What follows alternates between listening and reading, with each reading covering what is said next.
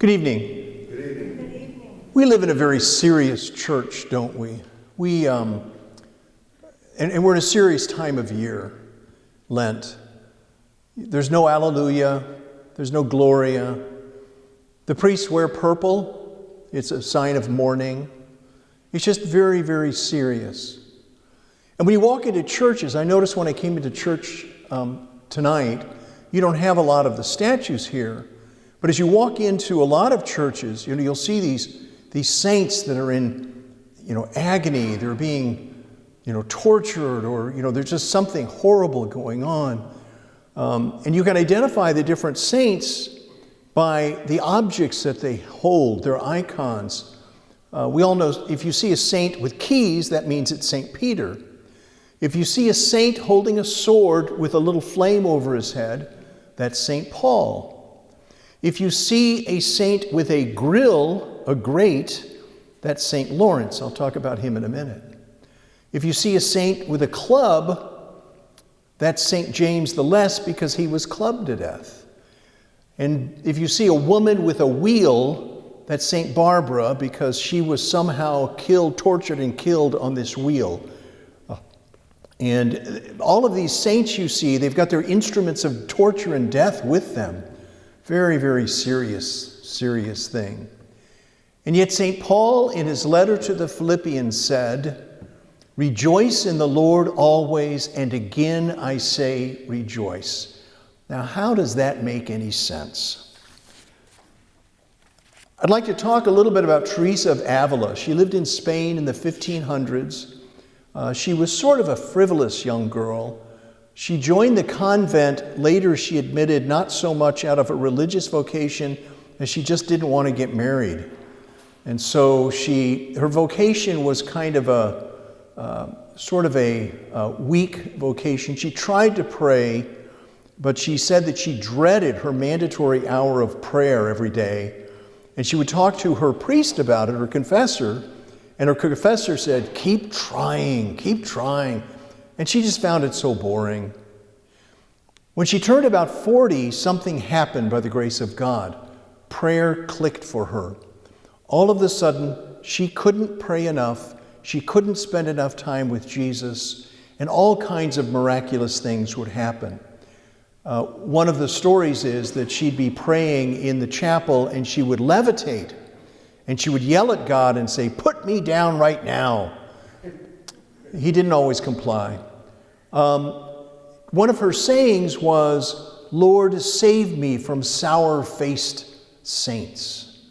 And she thought that the worst thing you could have was a sour-faced nun. You wanted them to be happy, to radiate the joy that they should have at being followers of Christ. And she had quite a wit. When she first joined the Carmelites was living kind of a social life, she had a big personality. And so people, they didn't have TV, they didn't have radio, and so they'd go to the convent in the evening when they had what they called recreation, and they would visit with Teresa, and she'd entertain them. And she was just a really dynamic personality.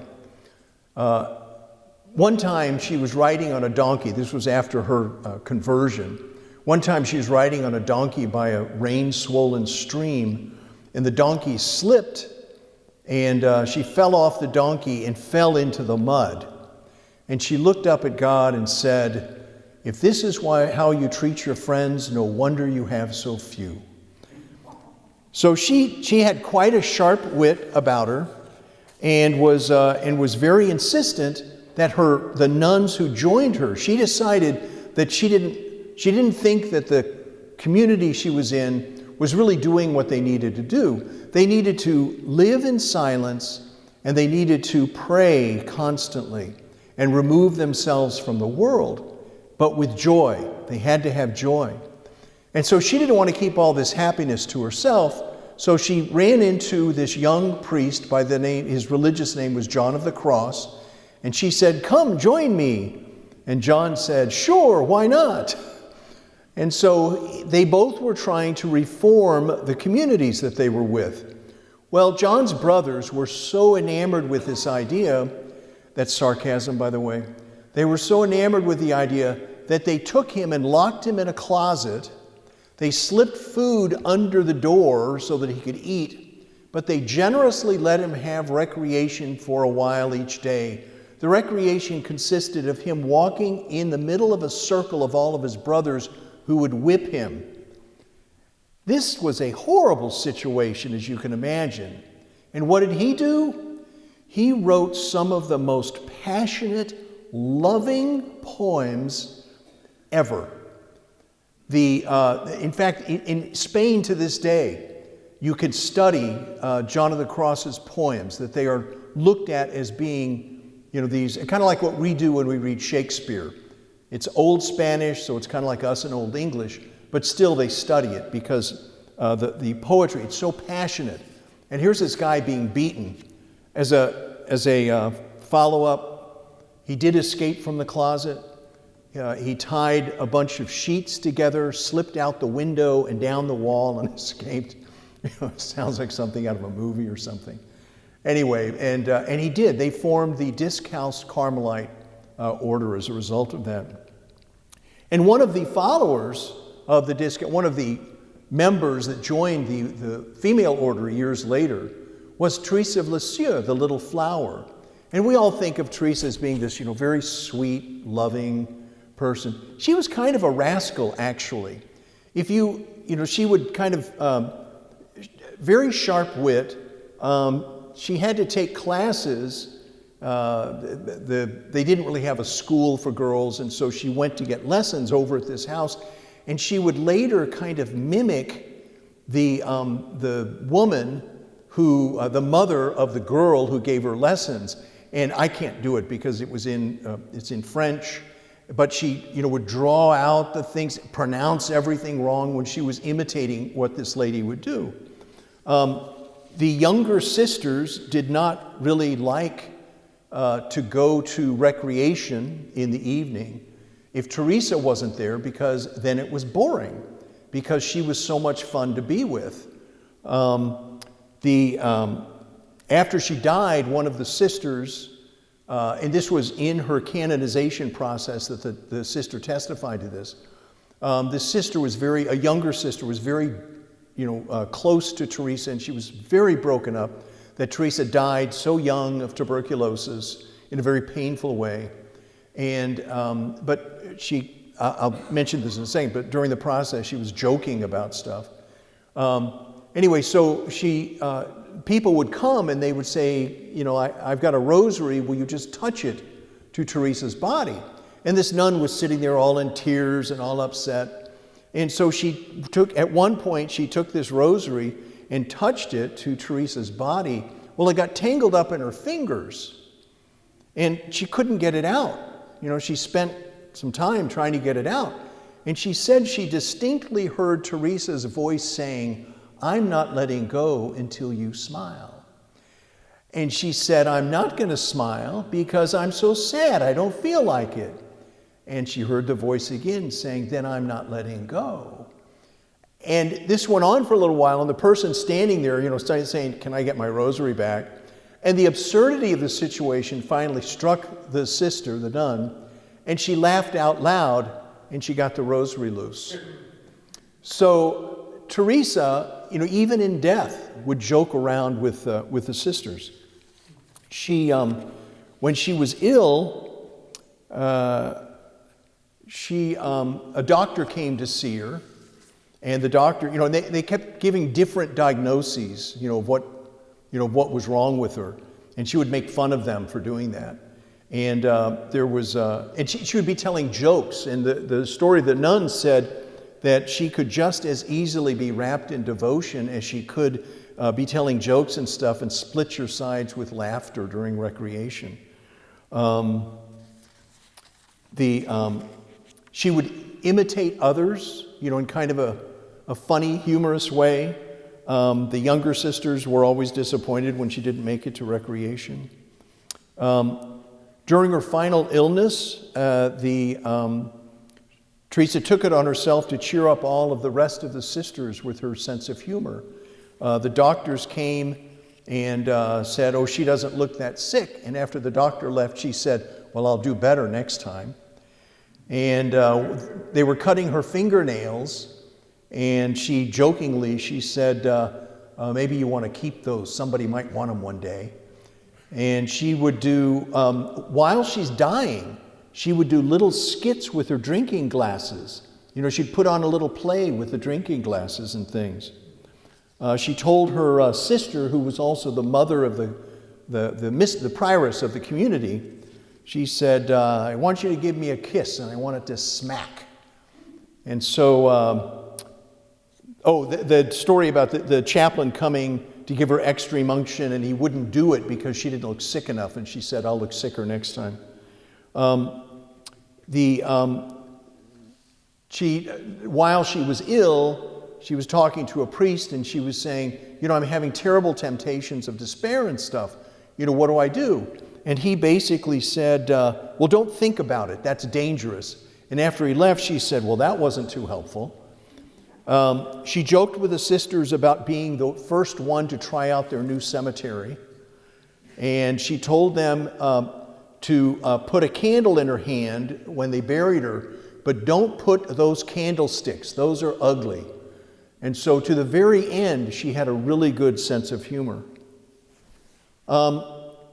Another saint that we think of as being, very pious and devout, and he was Padre Pio. When we think of Padre Pio, we think of a priest saying Mass. He's got the stigmata. He's in terrible pain, but he had a quick and sharp wit. There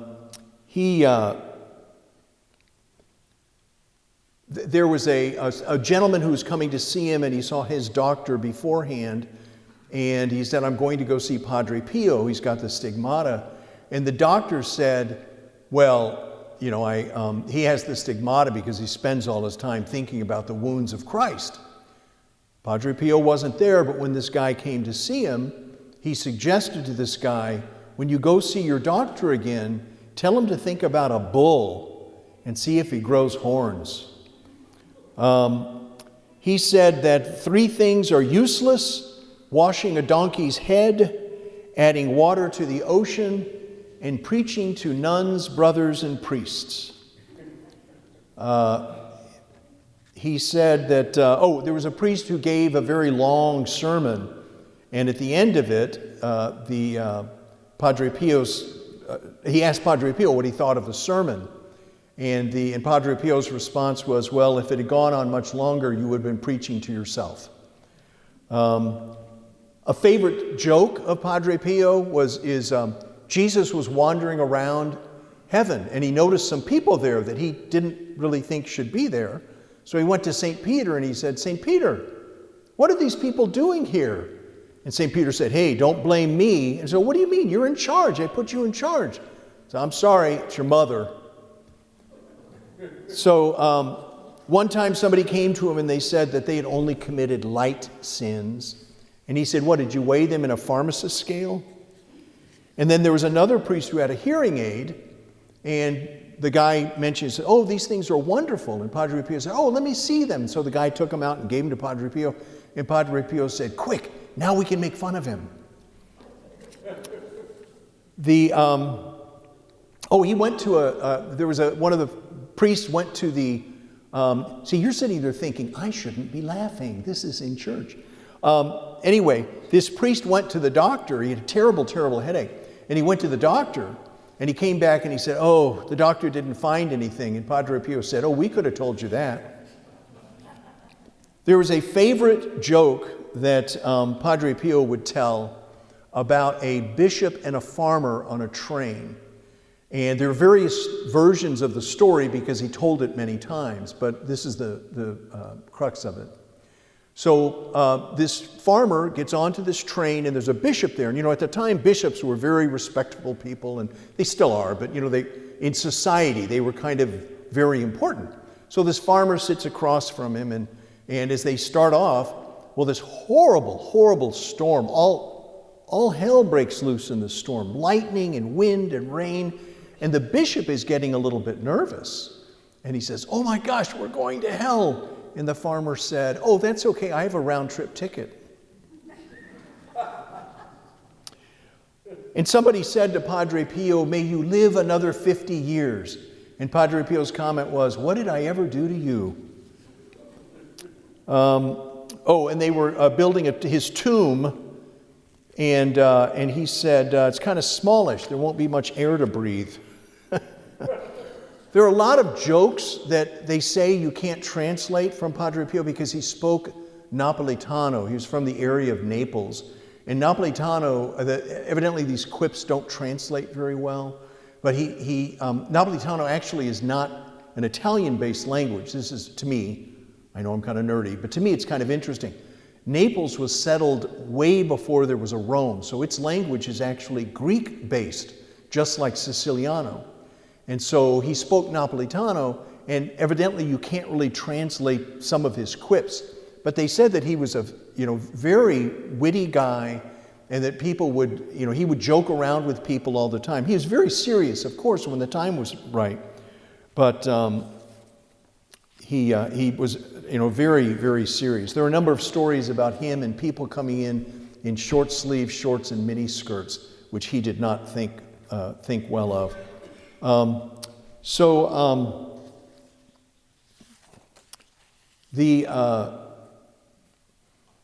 One of his brothers told him at one point, said, "Padre Pio, you suffer so much because you had the imprudence of offering yourself for the whole of humanity."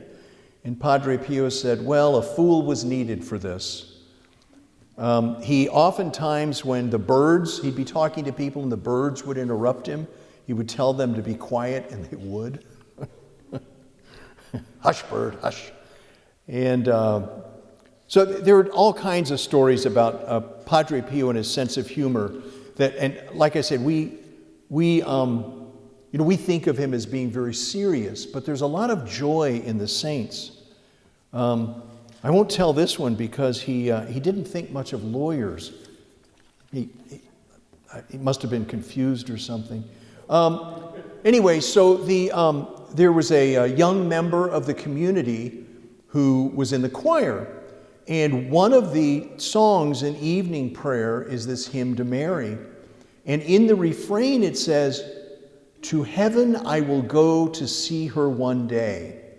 And every time this young priest did this, his voice would crack. And so after prayers one night, Padre Pio walked up to him and said, "Hey, I noticed that when it comes to getting to heaven, you always have to struggle a little, don't you?" There was somebody that came to the monastery, the friary, and they were looking for the Holy Father. And she walked up to Padre Pio and said, "Do you know where the Holy Father is?" And he looked at her and he said, "Yes, he's in Rome," and he walked off.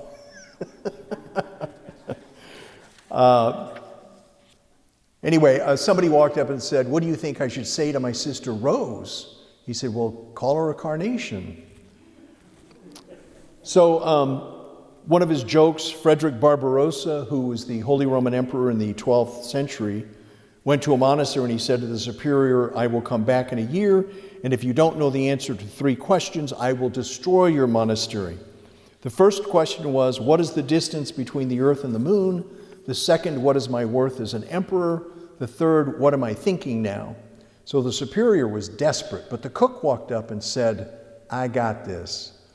And so when Frederick Barbarossa came back, he said, "So what's the distance to the moon?" And the cook came up with some enormous number. And the guy said, "Well, how do you know?" Barbarossa said, "How do you know that?"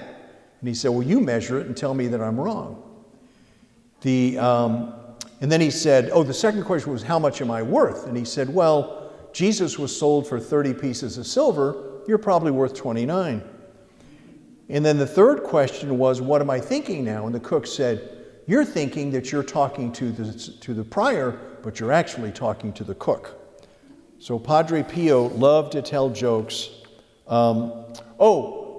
Another one of these stories, the jokes about the Jesus in heaven. He's walking around and he sees this guy and he says, "That guy shouldn't be here."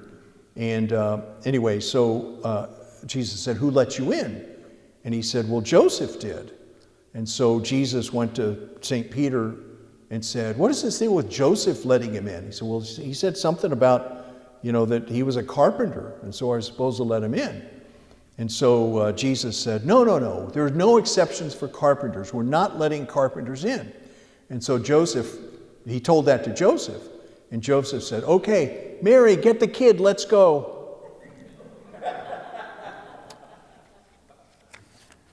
I won't tell the one about the drunken caterpillar. He evidently was a lot of fun. And like I said, we think of him as being very, very serious. Okay. Oh, at one point, this lady walked up and she said, I've been feeling bad for 2 years. What should I do? And he said, well, I've been feeling bad for 70, so grow up. He didn't say that. Didn't think much of doctors.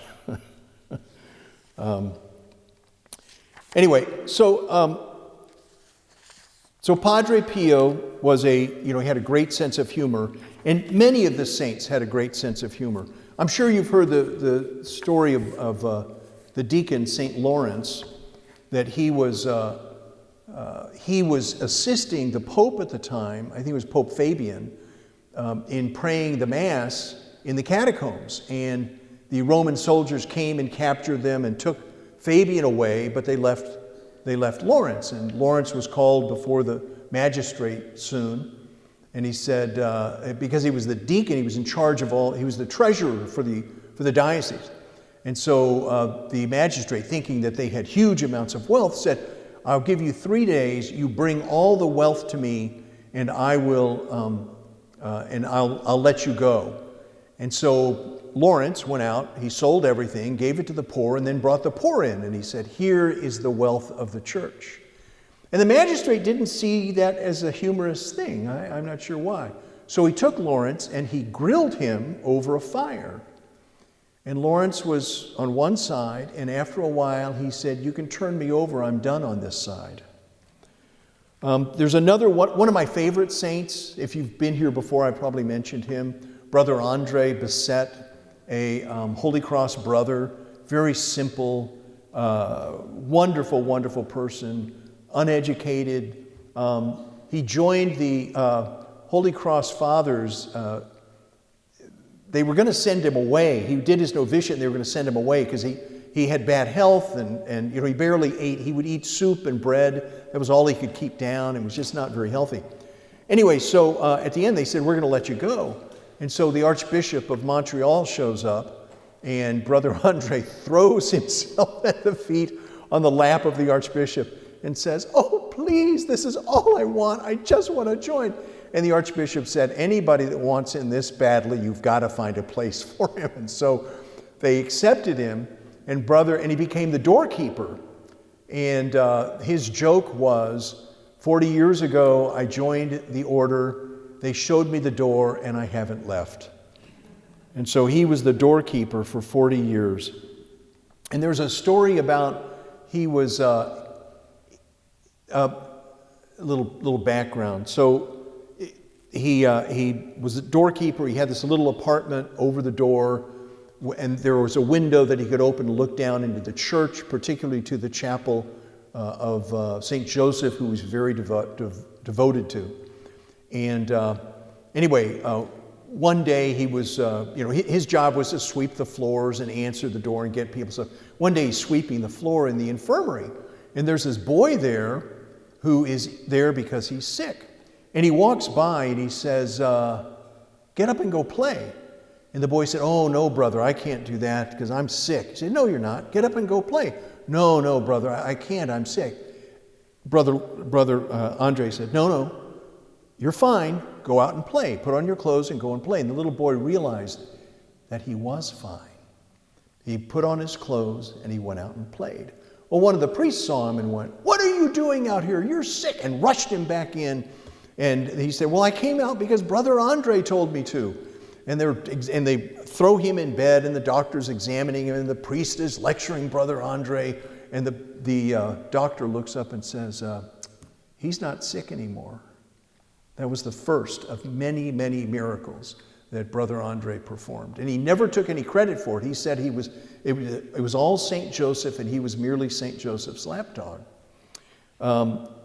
But he developed a reputation. They had to actually build the parents who were this was a high school, and the parents who were sending their kids to the high school were objecting that all of these sick people were coming to the high school to get cured by Brother Andre.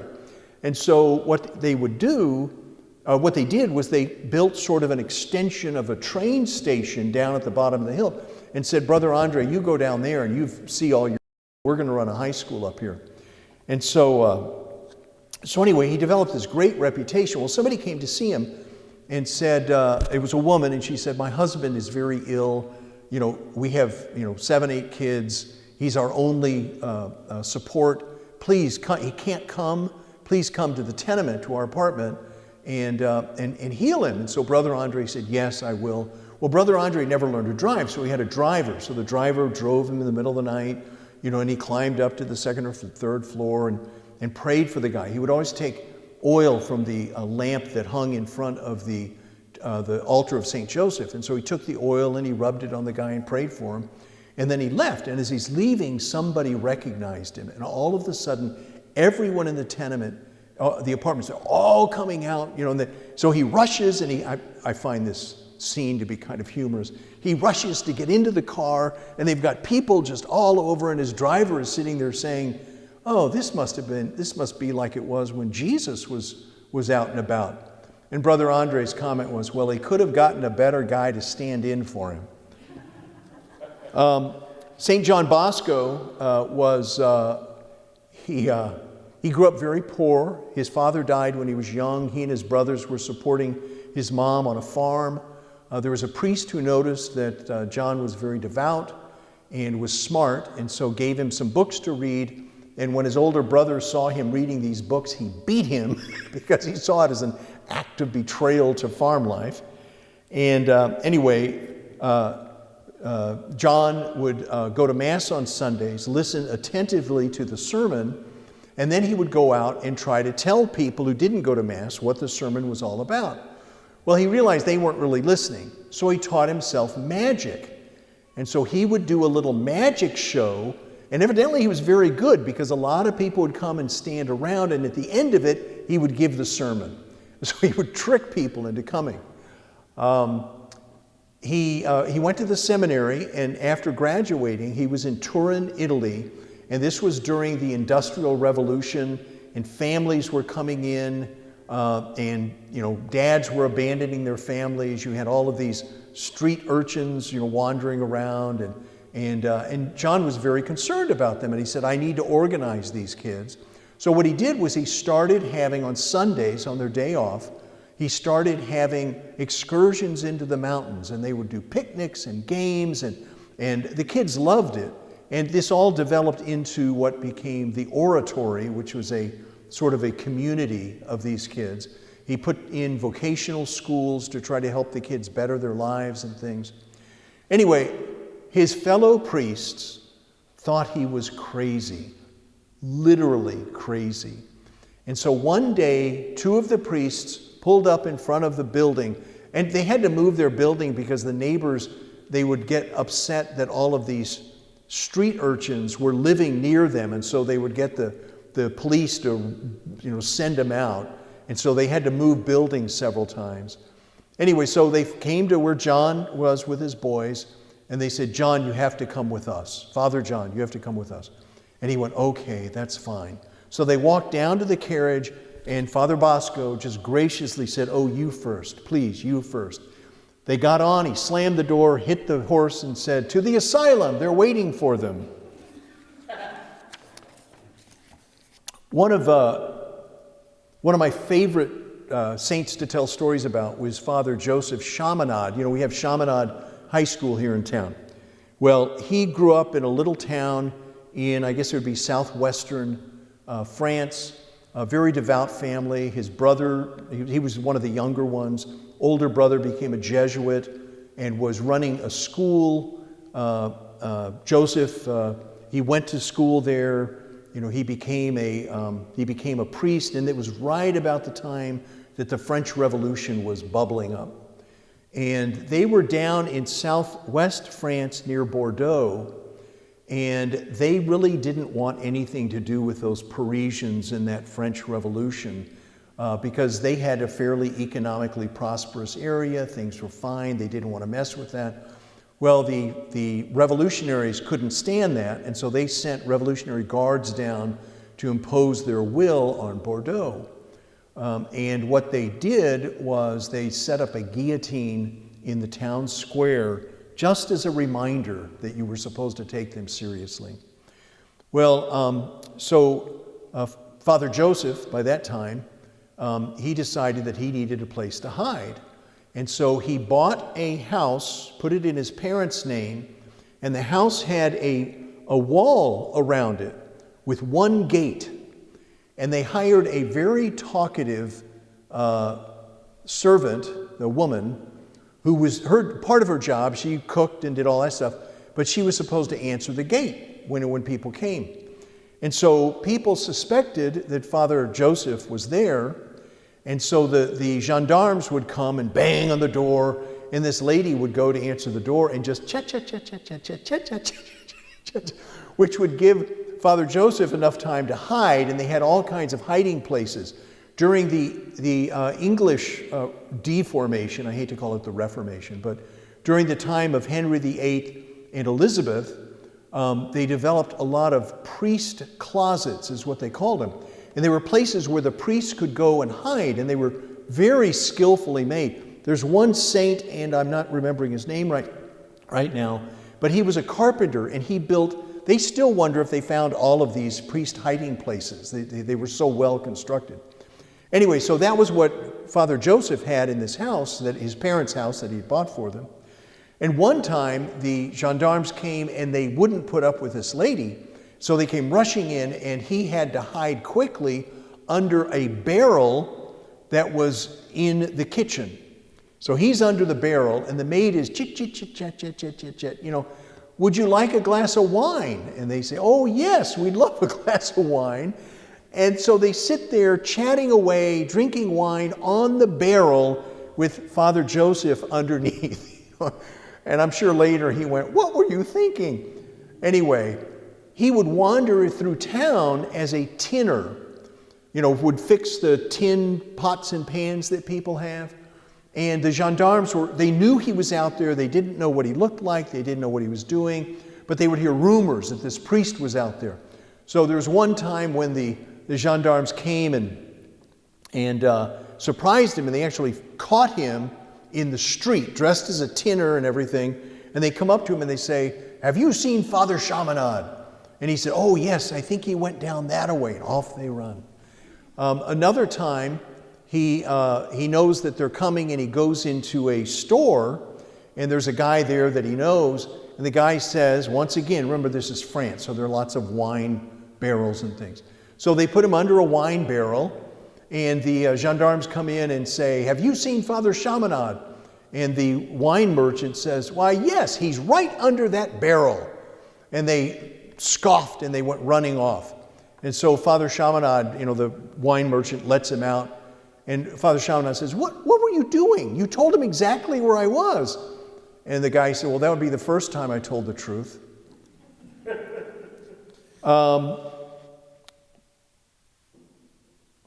And so he was, eventually he was captured and exiled, and he was sent to Spain. He wasn't killed, but he was sent to Spain.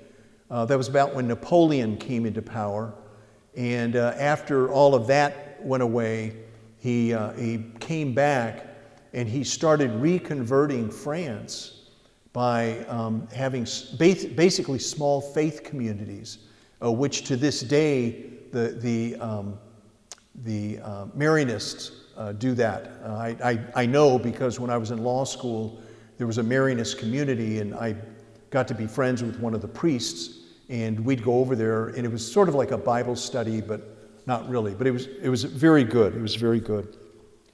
Now I would like to turn to one of my favorite saints, Saint Philip Neri. And Saint Philip Neri was, he grew up in Florence. He went to Rome, and he was born in 1515, I think it was. Yeah, and Luther nailed his theses on the door in 1517. So he was about the time of the Protestant Deformation. I'll probably get in trouble for saying that.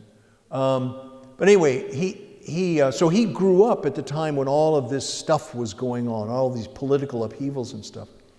And he spent his time, when he went to Rome, he spent his time playing with the kids in the street, playing soccer and stuff with them. And but very devout. And one time he was praying in the catacombs, and he was knocked over by some force.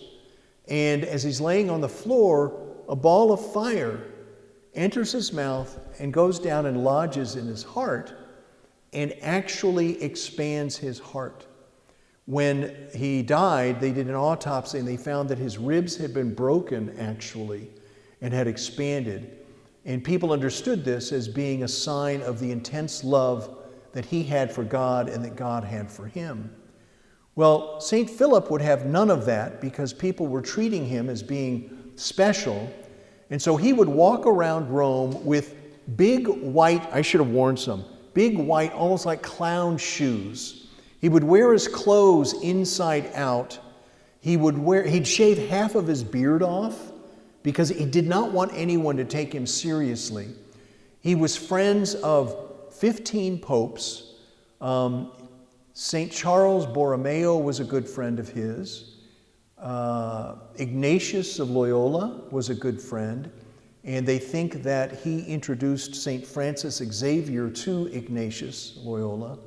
And so he was very well respected, but he was always making fun of himself because he did not ever want anyone to take him too seriously. Another thing he would do is he would carry a pack of brooms around with him when he walked through the streets of Rome, and every once in a while he'd stop and smell them like they were flowers or something. One time they had a cardinal come to dinner at the community that they founded, and he told one of the young men that he needed to come in with a monkey on his shoulders, and he was supposed to wear his hat crooked because he did not want anyone to take them too seriously. And he said that when he would go to the Vatican, he had this horrible temptation to walk up to the Swiss guards and to stroke their beards. So one time he was with a bunch of cardinals and he did that. They all commented on it. So we have these saints who tell us that we should be joyful. They tell us that we should be really, enthralled with God. But you might ask, how can I be happy and joyful with all the problems in the world and all the problems in my life? Perhaps you, your spouse, or even worse, a child, have a serious, debilitating, or even deadly illness. Perhaps you have financial problems or you're at risk of losing your job. Perhaps you have a neglectful or even a physically or emotionally abusive spouse. And the world, of course, is a mess, and all the problems that are out there are way too big for us to deal with. I was watching a show the other night on PBS, and it was a biologist who was interviewing other biologists, and they were talking about whether or not whether or not there was a soul that was independent of the chemistry, the materials and chemistry in your body. And the ones who say that it's not are I think the term that they used was mechanists, like a machine. And then the ones who thought that there was a soul were the vitalists. And the interviewer said, "What are most biologists today?" And without skipping a beat, he said, "They're mechanists," because they believe that we are the sum total of the elements that make us up. And I think that if we look at ourselves in that way, and I fear that so many people in America look at themselves that way, that's depressing. What's the purpose of your life if you're just a bunch of chemical things going on?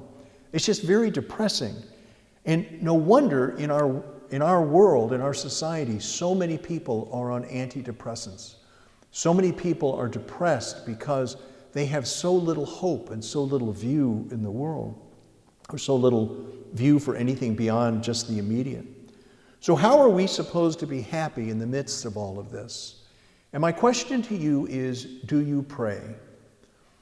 And by praying, I mean, asking God to fix all the problems that you have. And if so, then what's your problem? Towards the end of the Sermon on the Mount, Jesus tells us, ask and it will be given to you, seek and you will find, knock and the door will be opened. For everyone who asks receives, and the one who seeks finds, and the one who knocks, the door will be open to them. He talks about how a father, us, parents, will give our children good things.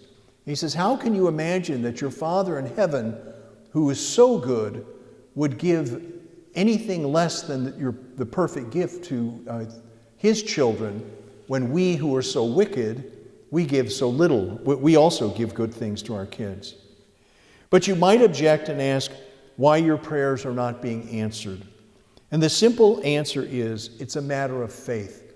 There's a story in the gospel about Jesus going to Bethsaida, and they bring him a blind man. And he takes the blind, and they say, can you heal him? And he takes the blind man outside of the city, and it's kind of an odd thing. There's this two-step healing. He puts spittle in the man's eyes, and he says, can you see? And he says, I can see people walking around like trees. Now the question is, how did this blind guy, blind from birth, know what a tree was? But he says, I see people, but they look like trees walking around. And so Jesus lays his hands on him, and then he can see fine.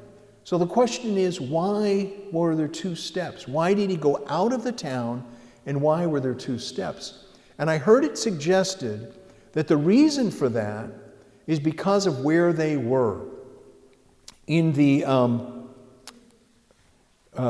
Bethsaida was a fishing village on the Sea of Galilee. And at one point, Jesus said, woe to you, Bethsaida, for if the mighty deeds done in your midst had been done in Tyre and Sidon, they would long ago have repented in sackcloth and ashes. So Bethsaida was a town that lacked faith. And that's why, it was suggested in this talk, that's why Jesus had to take him outside. And you remember that, whenever there was a healing or something, Jesus would say, your faith has saved you, or your faith has healed you. God wants us to participate in all of those things that he's doing for us, and he wants us to use faith to do that. So, sometimes God seems to be slow in answering your prayers. There's the old joke about, Lord, let me have patience, but I want it right now. We get annoyed at God's time, but St. Peter told us that for God, 1,000 years is like a day. So he has a different time frame than what we have. But he does, you should have faith and trust in God that he will answer your prayers, and that should give you joy. There's a saint, or actually she's not a saint, she's a servant of God. So the process now, and this only started developing in the mid-1000s. So before then, people were locally acclaimed as saints. But the saint process now is, so the local diocese will do an investigation. If somebody is thought to be very holy, they'll do an investigation, and if they pass that investigation, then there's a whole dossier that is sent up to Rome, and at that point they're referred to as a servant of God. Rome will look at the dossier initially and will determine whether or not they exhibited heroic virtue, and if they did, then they will be named venerable. And so then you have to look for the miracles, and the first miracle, you are blessed. The second verified miracle, you become a saint, or proclaimed a saint. You already were a saint, it's just the proclamation part. So anyway, there is a servant of God by the name of Elizabeth Lesueur. Elizabeth grew up in Paris, and she was a very devout person. I read that she had a deeper conversion later, but at least initially, she would go to church and practice her faith and do everything that you're supposed to do. And she married this guy, Felix, who she thought was practicing his faith as well. He became a doctor, and it turned out he was a rampant atheist. He even started a newspaper to debunk the Catholic Church, and was just really harsh. And they would have, they didn't have TV and radio and stuff, and so they would have these parties, in their houses. And so they would have people over to their house. He was a doctor, he was fairly well off, and so they'd have people over to the house. And Felix at these parties would make fun of his dear wife and for her faith. And Elizabeth would go out during the day and would take food to the poor and would go and visit the hospitals. And at night, Felix and his friends would sit and make fun of her for doing all of that. Well, she had a conversion in around the year 1900 where her faith became very, very deep. And she realized that what she needed to do was she needed to pray for Felix's conversion in a very deep, meaningful way. Beginning in about 1907, and all this while she's corresponding with friends and talking about, matters of faith with them and their religious beliefs and their practices and things. And Felix had no idea that any of that was going on. So she corresponded with numerous people. Her health began to deteriorate. And in 1907, she was really unable to get out. She began receiving visitors and managing household affairs from her chaise lounge, suffering great pain from cancer. She had surgery and radiation treatment for a tumor, but she ended up dying in 1913. After she died, she had told her friends, burn all my books, burn all my letters, burn everything. And of course, people don't do that stuff. And so Felix happened to find her diary. And in her diary, she predicted that not only would Felix convert, but that he would become a priest.